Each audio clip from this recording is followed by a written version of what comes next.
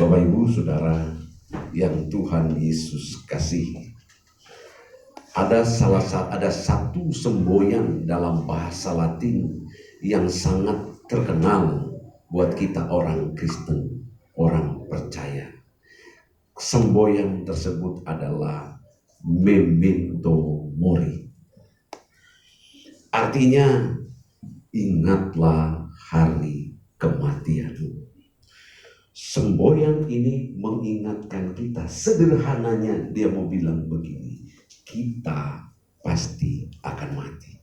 Siapapun kita pasti akan mengalami yang namanya kematian. Mungkin di kalangan tertentu ini dianggap tabu. Janganlah ngomongin kematian, betul? Banyak yang ngomong gitu, jauhkan ngomongin yang namanya kematian. Kita mau omongin atau tidak mau omongin, kematian itu dekat dengan kita. Saya orang GSKI, saya di kantor jadi pengurus persekutuan. Jadi pengurus persekutuan, kami karyawan di kantor ada ratusan anggota persekutuan, karena di kantor itu ada sekitar 3.000-an karyawan di mana saya kerja. Karena saya pembina pengurus, waktu itu saya ketua persekutuan, sering kami ngadain sharing, saya sering ngomongin hal-hal yang kayak gini, Pak. Mengenai kematian, hidup kekal, langit baru, bumi baru, ya begitulah gitu. Ada satu temen, dia ketika dia dengar kalimat mati itu, dia bilang, metong, ngapain dia ngomongin, janganlah ngomong-ngomong metong gitu. Dia ngomong begitu. Benar. Beberapa tahun kemudian teman saya itu mendahului kami. Mau kita omongin, enggak kita omongin, kematian itu dekat dengan kita.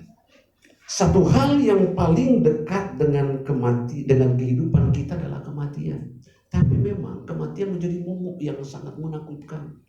Orang jarang berani ngomongin, Bapak Ibu Saudara, apalagi di usia, ya, saya lihat ternyata ini usia muda semua, kayak jangan-jangan saya paling tua di sini gitu kan. Kalau kita bicara di kalangan orang-orang tua, itu hal yang biasa. Tapi ketika bicara di kalangan orang-orang muda seperti ini, itu kematian itu jadi momok yang menakutkan. Namun orang bisa melakukan apapun juga dalam hidupnya kalau dokter vonis dia salah satu penyakit yang bisa menyebabkan kematian. Betul?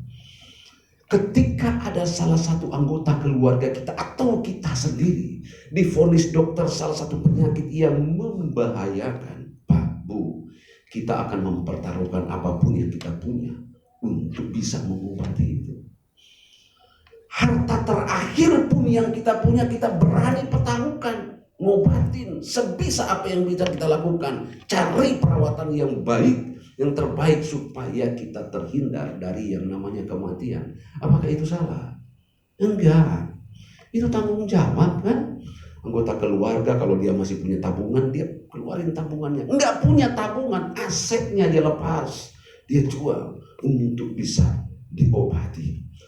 Namun seperti yang saya sampaikan tadi, apapun yang kita lakukan, apapun upaya kita, kalau kematian itu datang, kita nggak bisa ngelak. Nggak bisa, Bapak Ibu Saudara. Nah, menyadari kematian sangatlah dekat dengan kehidupan kita, betapa kita harus mempersiapkan diri dengan bijak, Bapak Ibu. Persiapan itu apa? Selenggarakan hidup kita dengan benar, berdasarkan takut akan Tuhan. Itu persiapan kita, Bapak Ibu. Menyadari bahwa siapapun kita akan mati. Akan ada akhir kehidupan kita sadari itu. Nah, kalau kita pahami sejauh itu, Pak, Bu, yuk hidup takut akan Tuhan. Selenggarakan hidup ini dengan benar. Jangan sembrono menjalankan hidup ini. Jangan ceroboh menjalankan hidup ini. Pastikan hidup kita menyenangkan Tuhan. Pastikan Tuhan disukakan ketika melihat hidup kita. Karena apa? Memati kita satu saat. Saya kutip bagian Alkitab dari Mazmur 103 ayat 15 sampai 16. Mazmur 103 ayat 15 sampai 16. Adapun manusia hari-harinya seperti rumput, seperti bunga di padang, demikian ia berbunga. Apabila angin melintasinya, maka tidak ada lagi ia, dan tempatnya tidak mengenalnya lagi. Hidup ini hanya diibaratkan seperti bunga di padang, Bapak Ibu Saudara. Pagi itu bunga itu mekar. Ketika ada angin datang atau kena cahaya matahari yang berlebihan, layu tuh bunga. Angin datang kenceng gitu, kena tuh bunga yang mekar paginya itu bisa layu. Hidup kita digambarkan hanya seperti itu, Bapak Ibu Saudara. Yakobus 4 ayat 14b berkata demikian. Apakah arti hidupmu? Hidupmu itu sama seperti uap yang sebentar saja kelihatan lalu lenyap. Ibu-ibu yang suka masak, ketika kita rebus air, coba kita buka tutup pancinya, keluar uap. Bertahan berapa lama tuh uap? Sebentar saja kelihatan lenyap uap itu. Hidup kita hanya digambarkan seperti uap, sebentar kelihatan lalu lenyap.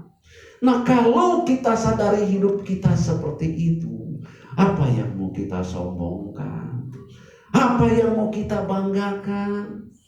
Bapak Ibu Saudara, saya mengawali dengan cerita ini bukan membuat kita pesimis dalam menjalankan hidup. Enggak.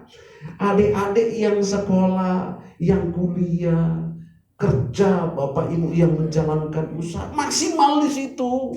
Sekolah-sekolah yang giat, kerja-kerja yang giat, kumpulkan duit yang banyak. Kalau bisa jangan banyak, sangat banyak, supaya kita bisa efektif untuk pelayanan. Mengatakan ini bukan berarti Pak Gembala saya mau berdoa terus aja di gereja, nggak kerja gitu, makan apa? Enggak, kita beraktivitas seperti biasa. Tapi ingat, kita akan mati. Kematian bisa menghampiri kita kapan saja, Bapak Ibu Saudara. Kita sekarang sudah ada sekarang tanggal 9. Tanggal 9 di bulan ketiga 2025. Ternyata tahun 2005 yang kita masuki, kita jalani sekarang gak baik-baik tuh. Gak baik-baik aja, betul? Coba rangkaian peristiwa demi peristiwa yang terjadi dari awal 2005 memperlihatkan ternyata dunia gak baik-baik saja. Masih ingat ya, tanggal 15 Januari yang lalu, pasti semua dengar berita ya, ada kebakaran di Plaza Glodok. Dengar berita ya? Dengar, 14 orang meninggal. Di 14 orang ini ada yang kerja. Di situ dia kerja. Memang kerjanya di situ. Ada yang sedang merayakan ulang tahun salah satu teman. Kalian baca berita kan? Teman-temannya dia ada salah seorang teman ulang tahun, ngerayainnya lah di situ. Mereka ngapain di situ? Happy. Ya. Ada yang sedang kerja, yang lain happy, senang. Tapi ternyata itu akhir hidup mereka. Apakah mereka sudah memperkirakan sebelumnya? Tidak. Mereka pamitan ke orang tua, ke pasangan hidup, entah suami, istri, mau kerja bagi yang kerja. Yang sedang merayakan ulang tahun, mungkin pamitan ke orang rumah, mau ngerayain ulang tahun teman-teman, mau ikut senang dengan teman yang sedang ulang tahun. Tragis Bapak Ibu, dari 14 korban jiwa di Plaza Glodok, 6 sudah teridentifikasi, 8 sampai kemarin. Bahkan tim DVI-nya sudah sampaikan tidak bisa mengidentifikasi lagi. Hari Kamis minggu kemarin salah seorang ibu dari salah satu korban itu telepon saya. Dia nangis-nangis. Anaknya gadis, tulang punggung Pak, dia di rumah. Dia tulang punggung di rumah, dia baik. Teman-temannya pada ngomong, oh ini kok baik banget, sering ngingetin kita untuk hidup benar, jangan ceroboh dalam menjalankan hidup. Ini si teman ini, ternyata dia jadi korban. Dan mirisnya lagi, sampai sekarang nggak teridentifikasi. Mana dari 8 ini jenazah anaknya? Si ibu bilang, Pak, saya mau makamkan dia bagaimana? Teman-teman bilang, ya sudah kau makamkan kapan saja pakaiannya atau barang kesukaannya, terus ditaruh di peti mati seolah-olah itu anak. Terus dia tanya, boleh nggak Pak? Saya bilang, dasarnya dari mana itu? Nggak perlu. Masalah kita cara memakamkan itu udah nggak penting. Tapi itu tragis Bapak Ibu. Kita nggak tahu apa yang akan terjadi bulan berikutnya. Bulan Februari, mungkin awal Februari kita dengar kecelakaan di Tol Ciawi ya. Dengar pasti ya. Dengar. Satu traktor remblong. Dia bawa apa gitu, banyak muatan. Dia nabrak beberapa mobil di depannya. 8 orang loh meninggal saat itu. Yang di dalam perjalanan itu, di mobil itu, mungkin mereka mau pulang kampung, atau mau ke tempat pekerjaan, atau apalah urusan mereka. Mereka sedang tidak di rumah sakit atau di ICU yang kata dokter entar lagi meninggal. Enggak. Yang di gambaran mereka itu mereka akan beraktivitas. Mungkin ada yang pergi liburan. Tapi ternyata itu hari terakhir mereka, Bapak Ibu Saudara. Serem Bapak Ibu Saudara, itu serem. Minggu kemarin kalau nggak salah ada yang dengar berita, ada sekelompok orang yang pergi mendaki gunung di Papua. Dengar ya, ada 2 ibu-ibu ya, ibu-ibu yang memang hobinya mendaki, meninggal di gunung karena apa ya? Hipotermia. Ya, hipotermia apa artinya? Kedinginan karena hipotermia. Kedinginan, meninggal, diturunin, sudah jadi jenazah. Ternyata setelah saya lihat berita, Kristen rupanya ya. Iya, karena ada kebaktiannya. Ibu-ibu, mereka mau ngapain mereka? Karena kecewa, karena putus asa dengan hidup ini, saya mau mati saja di gunung. Begitu? Enggak. Hobi, menyalurkan hobi, ada waktu senggang, menyalurkan hobi, datanglah dia naik gunung. Ternyata itu akhir hidup mereka. Tragis, Bapak Ibu Saudara. Kemarin banjir di mana-mana. Betul ya? Banjir di mana-mana. Dengar berita ada yang meninggal? Beberapa meninggal. Ada yang suami istri ke kebun Jawa Barat. Sampai malam gak pulang-pulang, anaknya susulin. Ternyata dia lihat airnya itu sampai ke kebun mereka. Carilah ke sungai, ketemu suami istri. Hari Kamis kemarin, dengar berita di Sukabumi apa di mana ya? Banjir dan tanah longsor. Sampai tadi pagi saya persiapan mau ke sini, saya nonton berita gitu. 7 orang tertimbun, baru beberapa yang ketemu gitu. Jadi dinyatakan korban meninggal 3 atau berapa gitu. Yang lain dinyatakan hilang. Kalau hilang artinya meninggal juga, orang ketimbun longsor. Tragis Bapak Ibu. Di depan mata kita itu peristiwa-peristiwa yang mengerikan Bapak Ibu Saudara. Di luar sana, nggak usah diomong, sampai hari ini perang Ukraina dan Rusia nggak kelar-kelar rupanya Pak. Nggak kelar-kelar, udah sekian ratusan orang yang meninggal. Terus di Timur Tengah, Rusia, Israel, Hamas, Hizbullah, gitu. Katanya ada gencatan senjata, tapi ternyata masih saja ada masalah. Palestina, Hamas belum bisa membebaskan semua sandera. Terus Donald Trump, Presiden Amerika, mengancam kalau kalian nggak mau membebaskan sandera Israel, rata katanya dia. Ngeri Bapak Ibu Saudara. Belum ketegangan Korea Utara, Korea Selatan yang Amerika juga ikut di sana. Minggu kemarin kapal induk Amerika merapat ke Korea Selatan, kebakaran jenggot di Korea Utara. Ngeri Bapak Ibu Saudara. Ini kenapa saya ceritakan hal-hal seperti ini? Apakah saya sedang nakutin Bapak Ibu? Enggak, rada ngancam doang. Enggak. Saya tidak menakut-nakuti. Saya cuma mau cerita bahwa ini loh realita kehidupan di depan mata kita. Saya sedang tidak berdoa supaya apa yang bencana dan kejadian itu menimpa kita sama-sama doa supaya itu jauhlah dari kita. Kita doa jauhlah hal itu dari kita. Tapi yang namanya kematian itu bisa menghampiri kita kapan saja, di mana saja Bapak Ibu Saudara.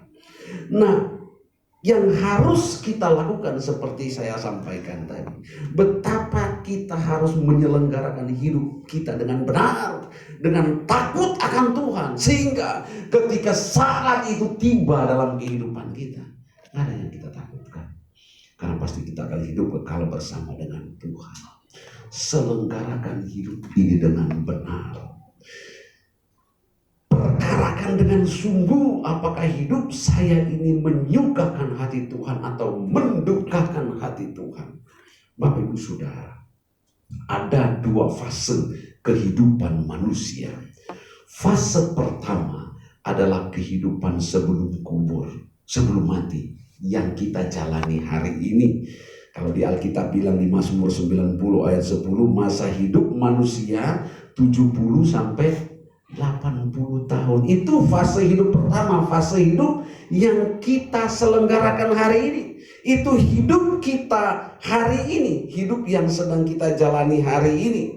Yang Paulus bilang dalam 2 Korintus 5 ayat 9. Nah, di fase hidup pertama ini Paulus bilang, sebab itu juga kami berusaha, baik kami diam di dalam tubuh ini maupun kami diam di luarnya, supaya kami berkenan kepadanya. Itu di kehidupan kita hari ini. Paulus bukan sedang bilang ketika kamu sudah di surga nanti lalu kamu berkenan di hadapan. Enggak. Hari ini Paulus berjuang. Kurang apa Paulus coba? Ada Bapak Ibu yang lebih hebat dari Paulus? Ada? Paulus aja berjuang, Bapak Ibu Saudara. Apalagi kita. Yuk, selenggarakan hidup ini dengan benar, dengan takut akan Tuhan. Pastikan hidup yang kita jalani hari ini adalah hidup yang menyukakan hati Tuhan. Jangan sembrono. Bapak Ibu Saudara, banyak orang menjalani hidup ini suka-suka dia sendiri. Gua salah, nggak ada masalah tuh. Gua macem-macem juga baik-baik aja tuh. Di kantor gua nggak jujur juga aman-aman aja tuh. Gua selingkuh aman-aman aja tuh. Nggak ada apa-apa. Bukannya begitu? Kebanyakan kita lihat begitu. Coba mari kita koreksi diri kita hari ini. Periksa diri kita hari ini. Adakah yang salah? Jangankan ada. Jangankan bilang ada. Mungkin malah banyak kesalahan kita. Tapi kita baik-baik aja tuh. Saya masih bisa gagah seperti ini. Saya masih bisa melakukan apa-apa. Nggak ada masalah. Kalau di kampung saya itu bilang begini, orang tua saya bilang hidup itu tidak kayak makan cabai, kalau kita gigit langsung berasa pedesnya. Hidup kita nggak begitu. Kita akan pertanggungjawabkan nanti. Nanti kita akan pertanggungjawabkan apa yang kita lakukan hari ini.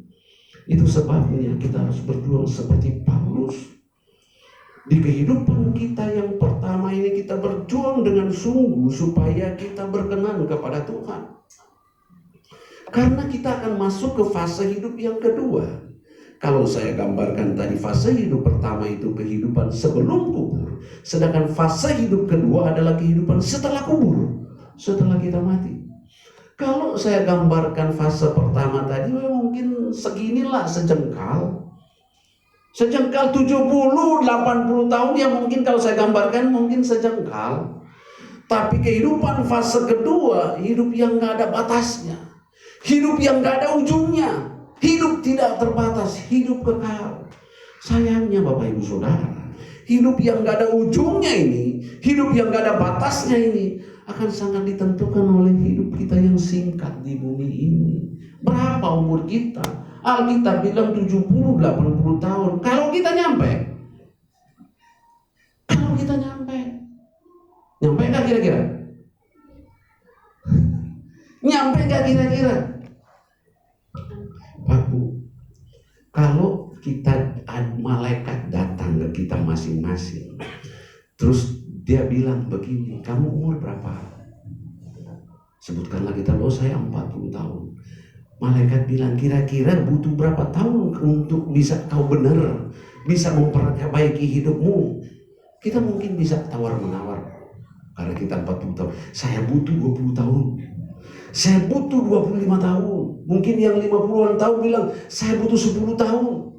Oke, bisa, deal, kasih gitu waktu untuk kita memperbaiki diri.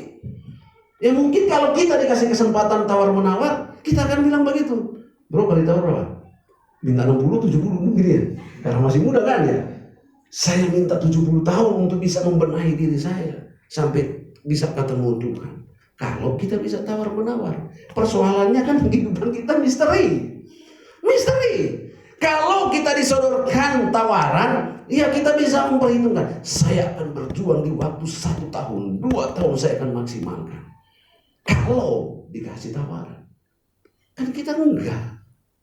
Enggak, Bapak Ibu Saudara. Bapak Ibu kalau punya tabungan nih, punya duit, sebutkanlah. Saya kasih ambil gambaran. Kita punya duit 100 juta gitu. Kita masih pegang 100 juta ketika jalan ke mall. Kita punya 100 juta di rekening gitu loh. Masih bebas loh kita. Makan apa? Nanya pasangan kita. Ayo gitu. Kan?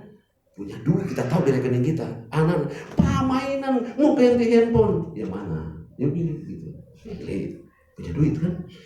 Dari 100 juta, tahu-tahu kita kepake berapa bulan kemudian duit tinggal 75 juta. 75 juta jalan lah bareng istri, bareng anak-anak. Ajak makan.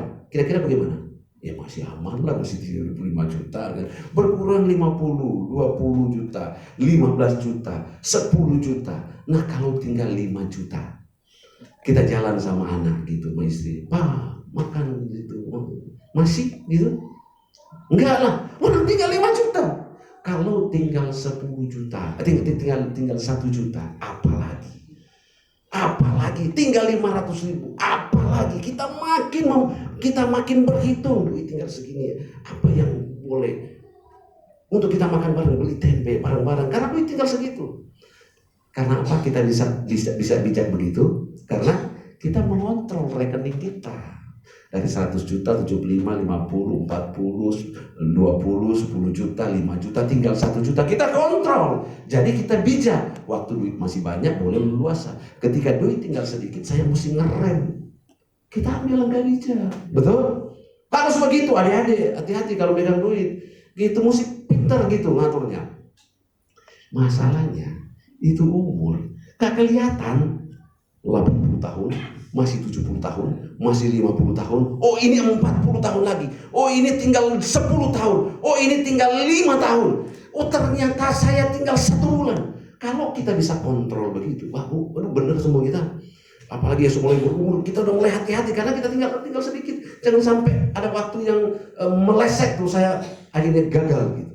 Karena kita bisa kontrol. Masalahnya hidup ini nggak bisa kita kontrol. Kita nggak bisa kontrol berapa lama lagi. Seperti mengontrol tabungan, saldo tabungan di rekening kita. Enggak. Jadi kalau hari ini masih gagah-gagah, masih kelihatan parlente, cantik, ganteng, ya masih lama lah. Belanda masih jauh, masih boleh senang-senang, suka-suka. Hati-hati. Hati-hati Bapak Ibu Saudara. Hati-hati. Bukan cuma daun kering yang bisa jatuh. Daun yang kelihatan masih muda pun bisa jatuh. Betul? Bisa. Jadi bukan cuma orang tua yang sudah ubanan yang bisa meninggal kapan saja. Anak muda pun bisa meninggal. Anak saya dipanggil Tuhan pada usia 12 tahun di tahun 2009 yang lalu. Saya nggak bisa mau sampaikan kesaksian karena terlalu panjang. Cuman yang mau saya sampaikan adalah, ingat, suatu saat kita akan mati. Puji Tuhan, Tuhan kasih waktu panjang kita menjalani hidup di bumi ini. Tapi kalau enggak, mau pendek umurnya, mau panjang umurnya, bener aja hidupnya. Amin. Berjuang untuk hidup benar Bapak Ibu Saudara. Betapa kita harus membangun kegentaran jauh-jauh hari. Kalau hari ini masih sehat, hari ini masih kuat, periksa diri. Apa yang harus saya benahi dalam kehidupan saya? Apa yang harus saya perbaiki? Masih kuat, masih sehat Bapak Ibu Saudara, masih bisa berpikir dengan jernih. Karena ada saatnya Bapak Ibu Saudara, coba lihat orang sakit. Ada saatnya orang ketika sudah terbaring di rumah sakit, dia sudah tidak bisa berpikir dengan jernih Bapak Ibu Saudara. Hari ini kita masih sehat, masih gagah, masih cantik, masih kuat, berpikir dengan baik. Ini Tuhan mau apa tidak? Gitu, saudara. Selenggarakan hidup dengan benar, bangun kegentaran jauh-jauh hari, Bapak Ibu. Karena kita harus ingat bahwa kita pasti akan mati. Ya, selenggarakan hidup dengan benar. 2 Korintus 5 ayat 10. Sebab kita semua harus menghadap tahta pengadilan Kristus, supaya setiap orang memperoleh apa yang patut diterimanya sesuai dengan yang dilakukannya dalam hidupnya ini, baik ataupun jahat. Bu, semua kita nanti akan menghadap yang namanya pengadilan Kristus. Kita akan menghadapi pengadilan Kristus. Mari coba kita simulasikan. Kita simulasikan kalau kita masuk dalam ruang pengadilan itu. Kita masuk ruang pengadilan itu. Dan Tuhan Yesus Kristus duduk sebagai hakim. Coba kita simulasikan. Kita suka nonton persidangan ya, Bapak Ibu Saudara ya. Mungkin kita di kita itu belum ada yang masuk pengadilan kita di sidang, tapi paling tidak kita sering nonton ya, nonton di berita sidang atau di film ada sidang. Terus kita duduk sebagai terdakwa lah gitu yang disidangkan, dan Tuhan Yesus duduk sebagai hakim yang adil. Kira-kira Bapak Ibu Saudara, kalau kita masuk ya, kita masuk ruang sidang, hakim sudah duduk di situ. Kira-kira ketika kita duduk di situ, wajah Tuhan Yesus seperti apa ketika melihat kita? Coba, mari kita simulasikan. Kita simulasikan. Ketika saya masuk ruang sidang, Tuhan Yesus duduk sebagai hakim yang agung. Kira-kira apa tanggapan Tuhan Yesus ketika melihat, oh ternyata Jonas rupanya, oh Joko rupanya yang duduk di situ. Kira-kira apa tanggapan Tuhan? Apakah Tuhan akan tersenyum dan berkata, kat, malaikat maksudnya, yuk bawa dia ke tempat di mana aku berada. Atau Tuhan Yesus kat, malaikat maksudnya, bawa dia ke neraka. Coba kita simulasikan hari ini. Ketika Tuhan masih berikan kesempatan kita berpikir dengan benar, yuk kita periksa apakah hidup saya berkenan di hadapan Tuhan atau tidak. Mengatakan ini bukan berarti saya mau bilang bahwa keselamatan kita hanya karena perbuatan kita, tanpa melihat ada pengorbanan Tuhan Yesus di kayu salib. Babu, kalau Tuhan Yesus mati di kayu salib untuk menebus dosa kita, semua kita meluncur ke neraka otomatis tanpa pengorbanan Yesus di kayu salib, meluncur semua kita ke neraka. Tapi dengan pengorbanan Kristus di kayu salib, kita punya jaminan keselamatan. Tapi ada tanggung jawab buat kita, yaitu kita harus mengerjakan keselamatan itu dengan takut dan gentar. Di mana? Kapan? Ya saat ini, di fase hidup yang pertama. Jangan ceroboh menyelenggarakan hidup ini, Bapak Ibu Saudara. Kita akan menghadap yang namanya pengadilan, Bapak Ibu Saudara. Tapi kenyataannya banyak orang tuh yang ceroboh dalam menjalankan hidupnya. Mereka berpikir ya sudah nanti ajalah, bertobat itu nanti saja. Kalau saya sudah tua, kalau saya sudah bisa menikmati apa yang seharusnya saya nikmati di dunia ini, barulah saya bertobat, barulah saya hidup benar. Belum tentu kita akan sampai kepada umur yang dicatat di sini 70-80 tahun, belum tentu. Saya berdoa sih kalau Tuhan bisa kasih umur panjang ke kita, itu anugerah buat kita. Tapi panjang dan banyak juga yang harus kita pertanggungjawabkan, Bapak Ibu Saudara. Tuhan kasih usia yang lanjut, bisa melakukan banyak hal dalam hidup ini. Banyak yang harus kita lakukan, tentu semuanya itu untuk kemuliaan Tuhan.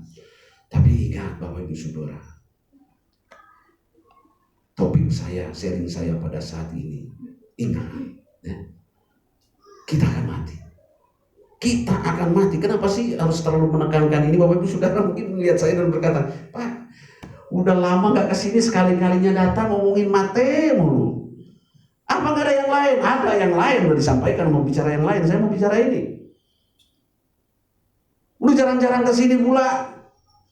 Pertama terakhir datang tahun 2021, tadi saya ngomong sama Pak Gembala. Ini 2025, 4 tahun yang lalu kita kesini ngomongin mate mulu. Apa gak ada yang lain? Tahu gak kenapa saya ngomongin ini? Ini nakut-nakutin diri saya sendiri juga, Bapak Ibu Saudara. Ini emang bukan buat Bapak Ibu doang, buat saya juga. Saya langsung bangun kegentaran. Jauh-jauh hari, saya nggak tahu berapa lama Tuhan, masih tersisa berapa, saya nggak tahu. Kayak saya kasih gambaran tadi, kalau saldo di rekening kita bisa monitor, bentar lagi habis. Gue mau hemat-hemat ini, saya mesti hemat-hemat hidup ini. Ntar lagi, ini nggak kelihatan, nggak bisa ngintip, nggak tahu kita. Kalau begitu, kalau kita nggak tahu, berarti kita harus siap sedia setiap saat. Hidup benarlah setiap saat, Bapak Ibu. Kita harus mempersiapkan hari depan kita di kekekalan. Jangan hanya berpikir untuk kita mempersiapkan masa depan di bumi ini saja. Kalau masa depan di bumi, ya udah pasti kita harus bertanggungjawabkan. Benar. Anak sekolah dia semua udah mulai merancang, saya sekolah sekian tahun, saya kuliah, saya kerja. Oh saya mau usaha, saya mau bangun usaha dan lain sebagainya. Itu kita harus kerjakan. Mau usaha apa, kita persiapkan untuk kenyamanan kita di bumi ini. Itu tanggung jawab kita. Orang tua berpikir bagaimana anaknya sekolah, bagaimana kuliah sampai dia kerja. Persiapkan itu dengan baik. Harus. Itu tanggung jawab kita, Bapak Ibu Saudara. Kita persiapkan fasilitas yang harus kita nikmati di bumi ini. Oh di usia sekarang, di usia segini saya harus punya ini, saya harus punya ini, saya harus jalan-jalan ke sini. Boleh nggak? Ya boleh. Kita boleh merancang itu. Kalau Tuhan kasih berkat saya, setelah ini saya mau jalan-jalan ke luar negeri. Saya mau bawa keluarga. Oh saya mau liburan ke sini. Boleh nggak? Ya boleh lah. Silakan Bapak Ibu Saudara. Saya kayaknya 5 tahun lagi saya mesti ganti deh kendaraan saya. Saya kayaknya rumahnya sempit, udah nggak terlalu nyaman. Saya mau gedein. Boleh nggak? Ya boleh aja sesuai dengan kebutuhan dan kemampuan kita. Itu boleh-boleh saja, sah-sah saja. Tapi kita itu menikmati sementara, Bapak Ibu Saudara. Kalau kita perbaiki rumah kita, ya mungkin kita 5 tahun, 10 tahun kita nikmati. Tapi kita persiapkan dengan bijak. Maksimal kita persiapkannya.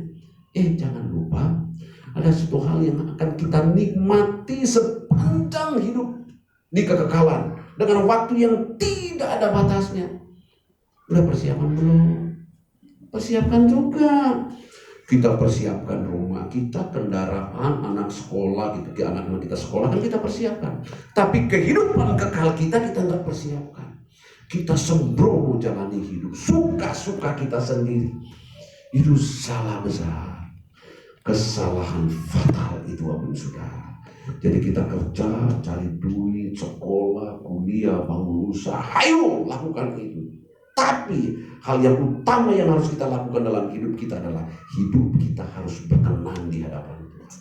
Kerja giat, cari duit yang banyak, usaha yang maksimal. Iya, tapi itu bagian dari upaya kita untuk menyukakan hati Tuhan. Harus berjuang itu, Bapak Ibu Saudara. Jangan sampai kita menyesal. Jangan sampai kita menyesal, Bapak Ibu Saudara. Dunia kita hari ini dan kita diami hari ini nggak makin membaik, nggak baik-baik saja, Bapak Ibu Saudara. Dunia sedang tidak baik-baik saja. Itu sebabnya betapa kita harus menjaga kesucian hidup, menjaga kekudusan hidup. Bagaimana hidup kita bisa berkenan di hadapan Tuhan. 2 Petrus 3 ayat 11 bilang begini. Jadi jika segala sesuatu ini akan hancur, ini dunia, secara demikian betapa suci dan salehnya kamu harus hidup. Jadi jika segala sesuatu ini akan hancur secara demikian, betapa suci dan salehnya kamu harus hidup. 1 Petrus 1 ayat 16 bilang begini, sebab ada tertulis, kuduslah kamu sebab aku kudus. Di dalam kehidupan ini Kalau kita tahu dunia ini akan hancur secara demikian, betapa suci dan salehnya kamu harus hidup. Kuduslah kamu, sebab aku kudus. Hendaklah kamu sempurna sama seperti Bapamu di surga adalah sempurna. Saat mana nanti? Saat sudah di surga? Sekarang. Nasihat ini buat kita di fase hidup yang pertama ini, Bapak Ibu Saudara. Di kehidupan yang kita jalani hari ini, kita harus benar-benar hidup benar di hadapan Tuhan, Bapak Ibu Saudara. Saya nggak mau bicara muluk-muluk untuk bagaimana kita menjaga kesucian hidup. Nggak muluk-muluk, Bapak Ibu Saudara. Kita mari dalam perilaku kita hari lepas hari, setiap hari, di rumah kita, di kantor, di toko, di sekolah, di kampus, di mana kita beraktivitas, disitulah kita memperlihatkan kesucian hidup, kekudusan hidup, Bapak Ibu Saudara. Jangan kecewakan Tuhan, jangan melukai hati Tuhan. Persiapkan dengan bijak, Bapak Ibu Saudara. Tema saya sederhana yang saya sharingkan buat kita hari ini. Temanya apa? Mati. Memento mori. Ingat, kita akan mati. Sederhana saya mau bilang, tapi banyak orang gak mau mengkhotbahkan ini dan gak mau dengar yang kayak gini. Jauhkan itu, Bapak Ibu. Ngomongnya begitu. Iya, kita berdoa supaya itu Tuhan jauhkanlah dari kita sampai pada saatnya nanti. Masalahnya saatnya nanti nggak tahu kapan gitu, nggak tahu kapan itu, Bapak Ibu Saudara. Jadi kalau kita nggak tahu itu kapan waktunya, yuk selenggarakan hidup ini dengan benar. Saya mau ulang-ulangi hal ini. Ini pesan yang memang saya gumuli untuk saya bagikan buat kita, Bapak Ibu Saudara. Sekali lagi seperti yang saya sampaikan tadi. Kenapa saya menyampaikan hari ini? Ini mengingetin saya. Buat saya juga, Bapak Ibu Saudara, jangan ceroboh. Ini tragis hidup ini, Bapak Ibu Saudara. Kalau kita lihat rentetan peristiwa yang saya gambarkan dari awal tadi, sengaja saya cari gitu cerita ini gitu. Saya cari sampai cari tanggalnya, kejadiannya, korbannya. Saya cari, kan gampang sekarang kan internet. Waduh, ngeri gitu. Mengingatkan saya, jangan sombong, jangan berpikir masih jauh. Mengingatkan saya betapa saya harus menyelenggarakan hidup ini dengan benar, karena kematian bisa menghampiri kita kapan saja, Bapak Ibu Saudara. Kapan saja. Kalau kita punya kegentaran, Bapak Ibu Saudara, maka kita akan hati-hati dalam menyelenggarakan hidup kita. Pastikan dalam perilaku kita, tindakan kita lakukan untuk menyukakan hati Tuhan. Kita tahu mana yang Tuhan suka, mana yang tidak suka. Kita bisa tahu, kita bisa pahami mana yang bisa mengecewakan hati Tuhan, mana yang melukai hati Tuhan atau membuat Tuhan tersenyum. Kita dalam kesadaran penuh kita bisa memahami itu, Bapak Ibu Saudara. Itu sebabnya dengan sungguh saya mau mengingatkan kita, Bapak Ibu Saudara. Kematian itu bisa menghampiri kita. Orang tua kayak saya waktu itu, orang tua saya sudah meninggal ya. Orang tua di kampung. Mereka mempersiapkan kematian mereka, Bapak Ibu Saudara. Betul. Pakaian yang mau dipakai mereka sudah persiapkan. Orang di perkotaan juga begitu. Coba lihat yang punya duit banyak ya, di San Diego, di mana Lestari, itu sudah di kapling-kapling, Bapak Ibu Saudara. Mereka sudah mempersiapkan. Saya nanti makamkannya di sini. Saya pakai peti mati yang seperti ini. Ini baju saya mau dipakai. Bagus nggak kayak gitu? Ya boleh-boleh aja. Bagus-bagus aja supaya nggak nyusahin yang ditinggal gitu. Ternyata makamnya sudah ada, pakaian yang mau dipakai itu sudah ada. Ibu saya masih jauh, masih sekian tahun mau meninggal, pakaiannya udah disiapkan. Udah disiap, aksesoris yang mau dipakai udah disiapkan. Udah disiapkan jauh-jauh hari. Tapi bukan itu yang utama yang harus kita siapkan, Bapak Saudara. Kalau kita bilang tadi boleh nggak? Boleh. Tanah pemakaman sudah disiapkan, boleh. Supaya istri, anak, mantu yang ditinggalkan itu nggak repot lagi kan? Bagus itu, kita sudah persiapkan semua. Tapi bukan itu yang utama. Yang utama yang harus kita persiapkan menghadapi yang namanya kematian adalah hidup yang berkenan. Nah, itu yang berat Bapak Ibu Saudara. Itu yang berat. Jadi mempersiapkan kematian, saya kan omongin dari awal tadi bagaimana kita harus mempersiapkan hari kematian kita. Yang harus kita persiapkan hari kematian kita adalah kalau kita sehat hari ini, kita kuat hari ini, kerjakan segala sesuatu itu untuk kemuliaan Tuhan. Itu bagian dari persiapan kok. Persiapannya maksudnya apa? Supaya ketika saat kita tiba, Tuhan dapati kita berkenan di hadapan Tuhan. Ayat saya kutip tadi bahwa kita akan masuk namanya pengadilan Kristus. Ketika kita dibawa di pengadilan, Tuhan mendapati itu, mendapati kita hidup yang sungguh-sungguh menyukakan hati Tuhan. Pak Bu, cerita yang saya sampaikan ini bukan membuat kita pesimis seperti saya sampaikan tadi. Tetap giat bekerja Bapak Ibu. Adik-adik yang sekolah, yang kuliah, maksimal. Yang menjalankan usaha, membangun usaha, dagang, punya warung, jualan makanan, lakukan dengan baik. Maksimal di situ Bapak Ibu Saudara. Itu bagian dari persiapan.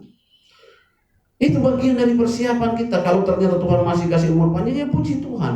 Berarti ada rancangan Tuhan yang jauh ke depan yang kita belum pikirkan, yang Tuhan mau kerjakan buat kita. Biarlah kehendak Tuhan terjadi dalam hidup kita. Tuhan lakukan bagian Tuhan, kita lakukan bagian kita. Bagian kita adalah berjuang hidup benar sampai Tuhan dapati kita layak dan berkenan di hadapannya. Tuhan berkati kita. Amin.